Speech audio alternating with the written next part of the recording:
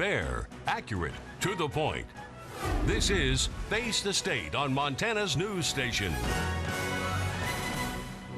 Good morning, everyone. Welcome to Face the State. I'm Dan Boyce in Bozeman. For the next year, Montana's news station will feature some of our state's surviving World War II veterans. A few weeks ago, for Veterans Day, several of our statewide stations ran a story I produced on Dr. Barney Old Coyote. We ran 2 stories on him in Bozeman, so let's see those again for an introduction. Don't be fooled by how he plays dominoes with his great-granddaughter. She's beating me bad. Dr. Barney Old Coyote has led a life of accomplishment. The Crow tribal member helped establish the Native American Studies program at MSU and was later a professor there. He was the first president of the American Indian National Bank. U.S. President Lyndon Johnson appointed him as a special assistant to the Secretary of the Interior. Before all of that, Barney Old Coyote became the most decorated American Indian who fought in the Second World War. You'd never know it, though. Almost frustratingly humble about everything he's done. That's who he is. Within our culture, you don't talk your own accomplishments. He was a gunner aboard B-17s, a warrior. His humility arises from tribal values, but also from an unromantic vision of war. You go right through it like you're not scared, but you are scared. Because you never know where the next burst is going to hit. You never know when that next fighter plane is going to get you. Tune in tonight at 10 o'clock. A story of valor, of sacrifice, of the lasting scars of battle. In Belgrade, I'm Dan Boyce for Montana's news station. During our 5:30 newscast, you met Dr. Barney Old Coyote. The 87-year-old Belgrade man stands as the most decorated Native American who fought in World War II. He lives a peaceful life now, surrounded by those he loves. Yet some wounds never heal. Our Dan Boyce brings us this story of a veteran's sacrifice, a warrior's burden. You have all these. These are the shoulder patches. A ceremonial blanket glitters with the marks of a distinguished military career. Barney Old Coyote lists them casually, but he feels much more. There's war honors and everything, decorations like that. That's great, but there's a lot of pain that goes behind that. And that pain is something that you don't see all the time. My time right now is to enjoy family. I've got a big family, and I enjoy every one of them, every minute I'm with them. On Tuesday nights, that family gathers. 4 generations under one roof, and spaghetti's on the menu. I think they've been hitting on the meatballs. They seem to have disappeared. How easily things could have been so much different. He enlisted just weeks after the attack on Pearl Harbor. He fought as an aerial gunner alongside his brother Henry, flying most of his 72 combat missions aboard a B-17. The brothers served honorably, but Barney has nothing positive to say about war. You could win, but you lose a lot of friends, a lot of good things. You still lose. You lose a piece of your life because of the war. He remembers flying over a village that looked so quiet. And I'm sitting, looking out the window, and the plane off to our left, just flying along, and all of a sudden a shot came from nowhere and blew its wing off. I've seen planes get shot up so bad that nothing could live through that thing. And things like that I wish I didn't have to see. Barney Old Coyote comes from a long line of Crow warriors. Through his pain, his scars of battle, the values of his tribe survive. I'll think of the military thing. I'll lay out medals and stuff, see pictures. See, that wasn't for me, myself. It was for my people. I don't think about it all the time, but every once in a while, I'll think about it. And I'll just say a word or two of thanks, and that's it. Thanks not for the 17 combat awards, but for the people gathered around the table. His people. Father, Son, Holy Spirit, amen. In Belgrade. Now these folks down here are wanting sauce. I'm Dan Boyce for Montana's news station. Those pieces were assembled from a nearly 40-minute interview with Dr. Old Coyote. Our plan for the rest of today's program is to share most of that. His entire life really has been noteworthy, and you heard a little bit about that. But for the interview, we focused on his experience in World War II.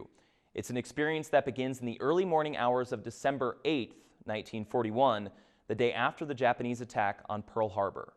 We're at war, and I thought of the young men that I knew wondered what they were going to do. I knew what I was going to do. And when I went to a dance, I was on the way home when I heard about it. This was Monday morning. It was Sunday, but it was Monday morning. It was about 2 in the morning when I heard that.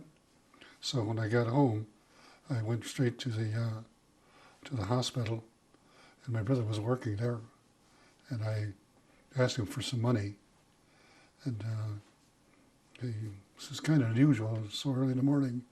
What do you need money for? And I had to get some change, and he says, "What do you want it for?" And I said, "I'm going to buy a bus ticket." He says, "Where are you going? You should be in school."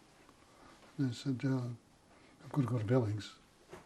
I says, "What for?" He says, "Well, they attacked Pearl Harbor." I says, "I'm going to go join this army." I said, "Oh, okay." So he gave me some money, and he says, "I'll join you." So he took leave from, he worked in the hospital as a male nurse, and he came with me. Old Coyote was 18 at this time, but he needed parental consent to enlist. He lived with his aunt and uncle, though was close to his birth parents. He had a very hard time getting any of them to sign. In the meantime, Hank said, "I think I can fix this." So he went and signed up. He didn't need parents' consent. He was 28, and I was 18, and about to become 18. And so he signed up and came back and told my parents, he says, whether he goes or not, I have to go. He says, but if he goes now, comes with me, maybe we can stay together. So that's when they all refused except my birth mother. She consented. He says, on condition that they stay together. And she wrote that. She said, I'm giving my consent for him to enlist on condition that my two sons stay together. So I said, can't guarantee that. He said, the Army can't promise that, but we'll see what we can do. So that's how come went through all that time in the military, and they couldn't separate us because the Secretary of the Army sent a letter back and said, we cannot promise, but we will do what we can to keep the two brothers together. And they granted that, and your service was together with your brother. We went all the way through together. As we move forward, I feel I should note Dr. Old Coyote is hard of hearing, so at points in the interview, like you just heard, you'll hear me ask questions that sort of seem like I'm yelling. I promise that's not the intention.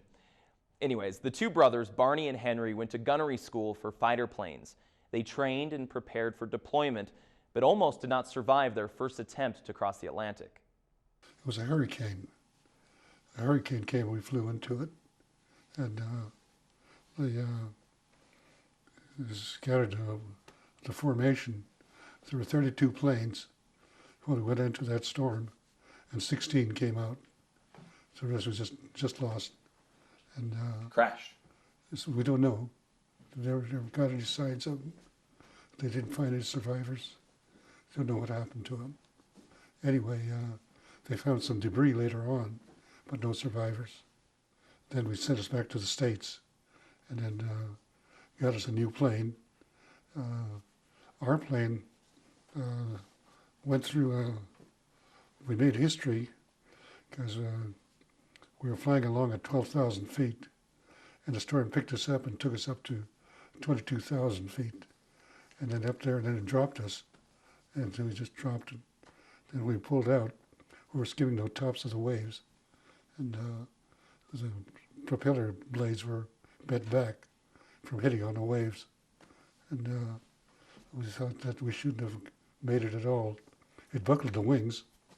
And then they sent us back to the States while the rest of our crew went on. And we didn't have a plane because our plane had buckled wings. And then we spent a month back home, forced furlough.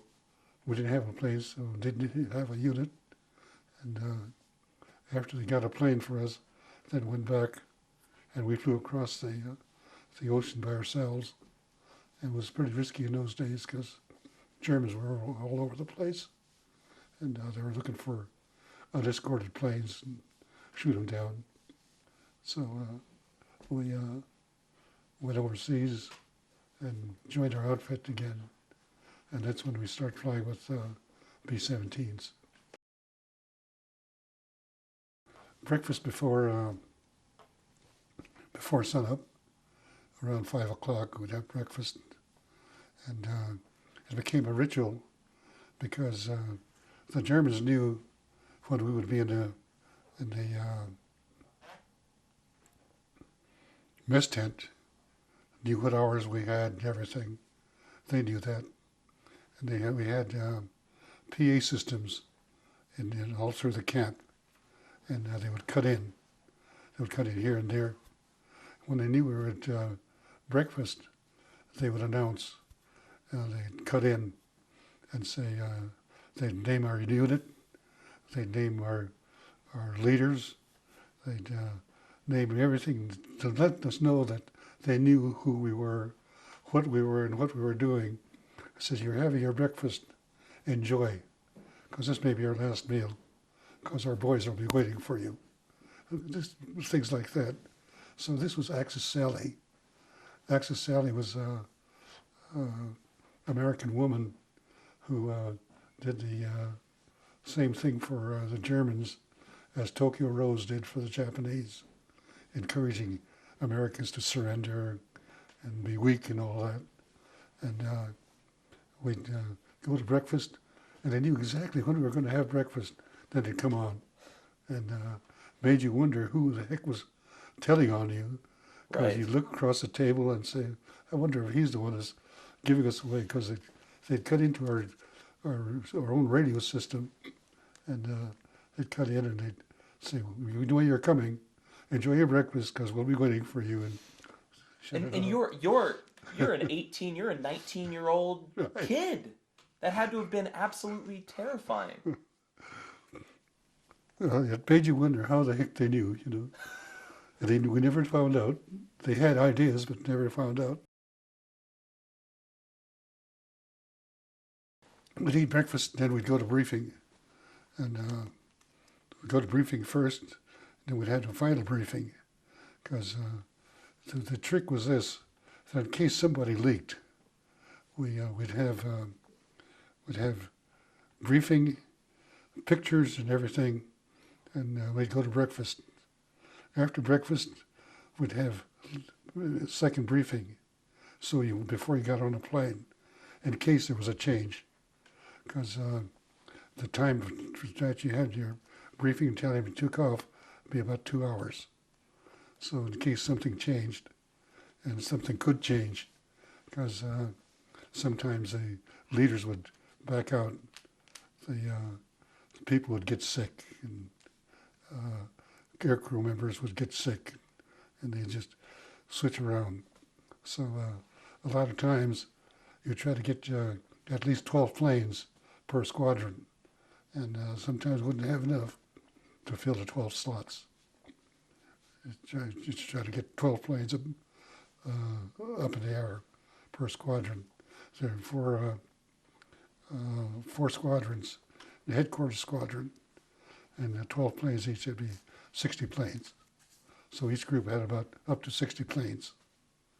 And we'd all go to our own camp and have breakfast and everything, then come and get together. So when we took off, this group would take off first and circle the fields. They'd keep adding on until we got everybody together. Then we'd go on. So sometimes we'd tail in Charlie. The last ones to take off. The last one's over the target. And usually the headquarters squadron was always a lead plane. You try to remember the briefing, because you try to follow the briefing. And they have pictures of the target. They have estimates of how many fighters and what to expect. And the most critical time is that you can maneuver all the way. You know, the leaders would take maneuvering actions so that the radar would have us, and they'd mix us up to confuse the radar. And but once you got on the target, once you what they call the IP, the initial point, it may be 20 miles from the target, but once you hit that point, nothing changed. You got to fly straight in to give your bombardier and navigator to coordinate what they're doing, put you right on target. So we wouldn't waver at all. We'd just come in. So you're thinking about what you're going to do, prepare yourself so that you're ready for whatever your job was. So it was for a short 10 to 20 minutes. Mm-hmm. After that, you're on your own. Right. Many of us know these legendary stories of Navajo wind talkers from the Pacific theater in the war. Well, Barney and Henry were asked to do very similar things with their native language. It was not long conversations, and we tried not to use a word of English. Everything was in Crow, and because we could talk code, but the enemy would have the code in no time. But they couldn't copy the Crow language because there's no other language, there's no other speaker that knows the Crow language like we do.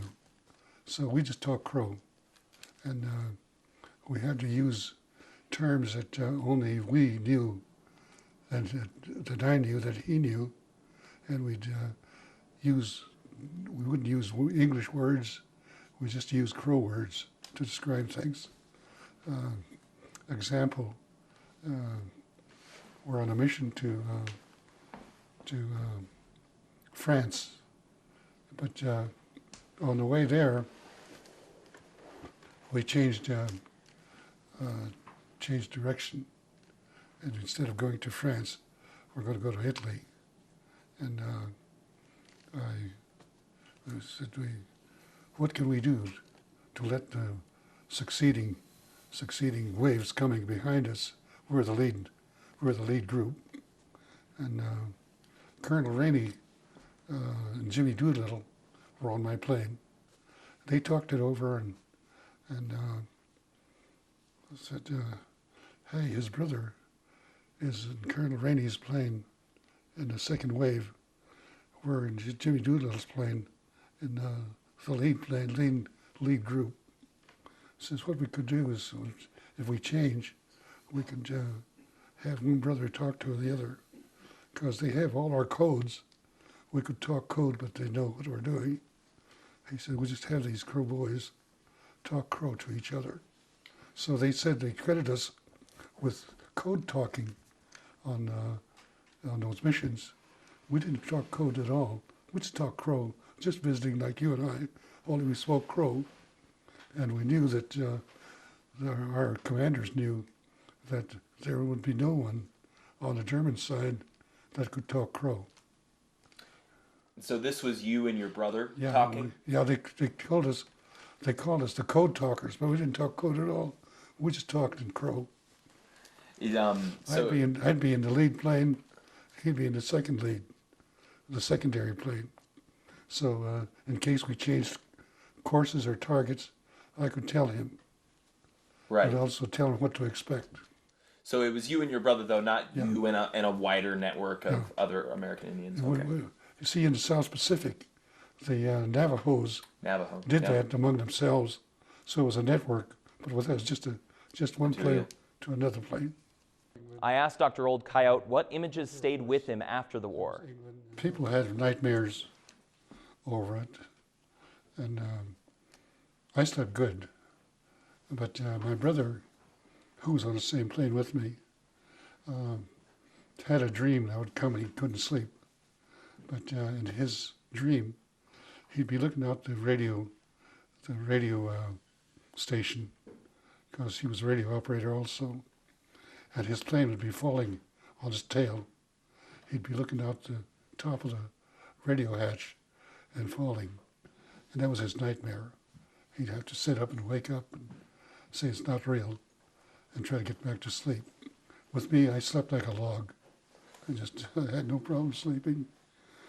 What are things that you wish you did not see? The suffering that we saw. We saw the suffering of the defeated. We saw the suffering of those who were on the winning side but had to pay for it.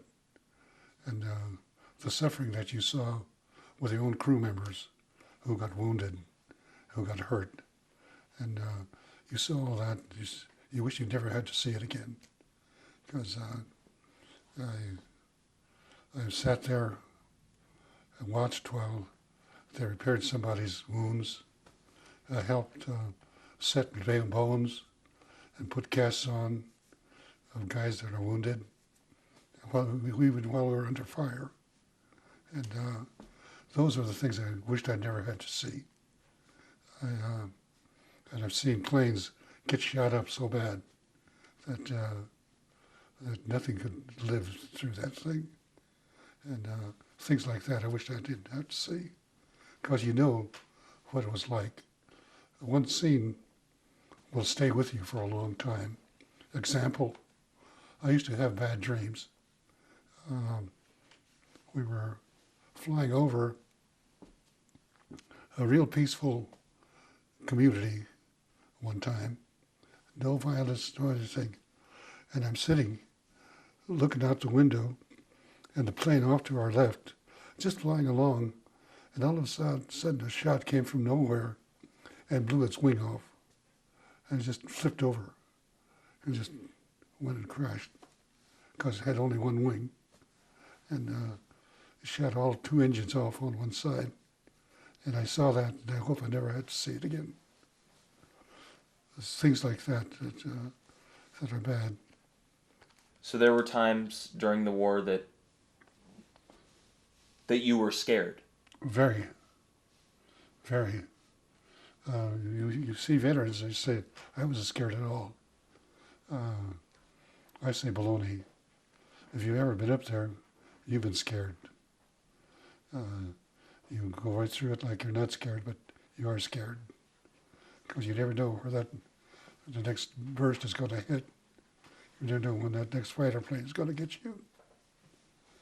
You're up there and you're flying through a whole cloud of anti-aircraft bursts. And you don't know if you're going to live through it or not. But you know that as soon as it's over with, those fighter planes are going to be out there after you. They're going to come after you, not one-on-one, but 6 at a time. And they're all firing cannon at you. And here you sit with a little 50 caliber machine gun trying to keep them off your back. And you don't think much about that, but you think about it afterwards. Now, how could I have lived through that?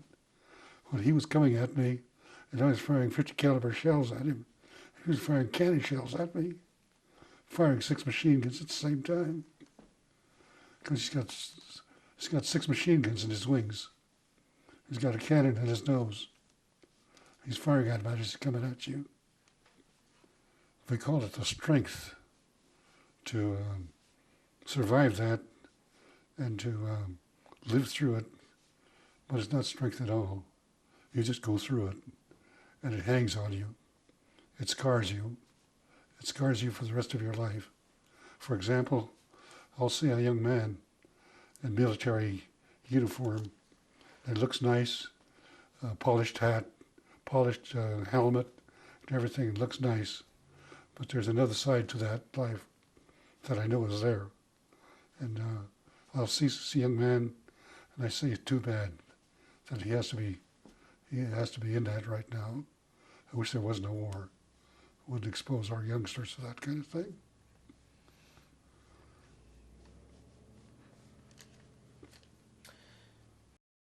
Of course, everybody knows that war is terrible. War is awful. There are no winners in a war. You could win, but you lose a lot of friends, a lot of good things. You still lose. You lose a piece of your life because of the war. So I think war is terrible. I think for the future, if we could avoid war, we'd be a much better people all over the world. There wouldn't be the conqueror and the conquest thing doesn't go all the way, but it hurts individuals. The defeated as well as the winners. The winners come back with limbs missing, and hurt. They're scarred for the rest of their lives. They've seen things that they'll never see again, and they'll never forget it. It leaves a scar on you. And for that reason, I would just rather that not see our youngsters ever be exposed to war. There's war honors and everything, decorations like that. That's great, but there's a lot of pain that goes behind that. And that pain is something that you don't see all the time. And I think that's the worst part of war. We were getting ready to play dominoes with great-granddaughter Kaylee, and just hours later he would be sitting down to dinner with 4 generations of his family. How do you think you appreciate this night, this time? How do you think you appreciate it more because of that suffering, because of the war? I don't have to dwell on it. All I got to do is think about it for a moment. I'm just thankful that I survived that. I don't have to think about the details. But just to have grandchildren like this and be in their home is a blessing. I don't think about it all the time, but every once in a while I'll think about it. And I'll just say a word or two of thanks, and that's it. What's your favorite thing to do with your time now? My time right now is to enjoy family. I've got a big family, and I enjoy every one of them, every minute I'm with them, so that I can come here, to have my grandchildren here. I go to another place, have my grandchildren there. I can go anywhere and be around my family, and that's what I miss most when I was in the military. Without being without family. I had my brother with me. My brother and I were together, and we'd talk about that. It'd be nice if we could be home with our family. When you think about your service, how much does it mean to you to be able to represent and to honor not only your country, but your native Crow people as well? What does that mean to you? Well, it's an old saying among the Crow, because I came from a family of warriors, and it goes something like this. It says, it's not just you, it's for your people. And don't forget that. Don't ever say this is for me, it's for my people. And it's not much, but you keep it up here. And I think of that every once in a while. I'll think of the military thing. I'll lay out medals and stuff, see pictures. Say that wasn't for me, myself, it was for my people. And that's comes from generations of warriors who say that. Because my grandfather, Old Coyote, was my hero. He was wounded twice, and he fought for the U.S. Army not as a scout, but as a private. And he fought at the Battle of Rosebud Creek 9 days before the Custer Battle. He was wounded there, so he didn't fight at the Custer Battle, but he was of that cut. And I just try to emulate the thoughts that he conveyed. He was a warrior, and that was the most important thing. Help the people. Go up there and put yourself up instead of your little ones. Don't put them up there. Put yourself up there. So I try to live that as much as I could. Dr. Barney Old Coyote. That interview was an incredible honor for me. Thank you for sharing it with us here on Face the State. I'm Dan Boyce in Bozeman. Have a great Sunday. Thanks for watching Face the State. This has been a presentation of Montana's news station. Fair, accurate, to the point.